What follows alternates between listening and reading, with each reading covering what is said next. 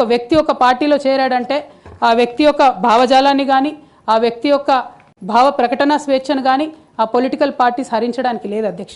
నేను గత 8 సంవత్సరాలుగా ఇండిపెండెంట్గా ఒక వ్యక్తిగా సంస్థను నడుపుతూ చేస్తున్నటువంటి ప్రయత్నాలని అడ్డుకట్ట వేయడానికి మొదటి రోజు నుంచే ప్రయత్నం జరిగింది అధ్యక్ష.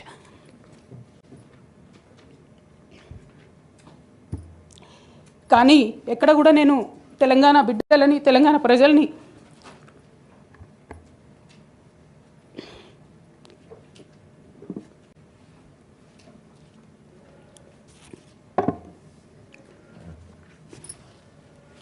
వాళ్ళను డిసప్పాయింట్ చేయదు కాబట్టి నవ్వుతూ పనిచేస్తూ వెళ్ళిపోయిన అధ్యక్ష ఇప్పుడు నా దగ్గరికి ఎప్పుడు పెద్దవాళ్ళు పైరవికారులు కాంట్రాక్టర్లు ఎవరు రాలేదు అధ్యక్ష.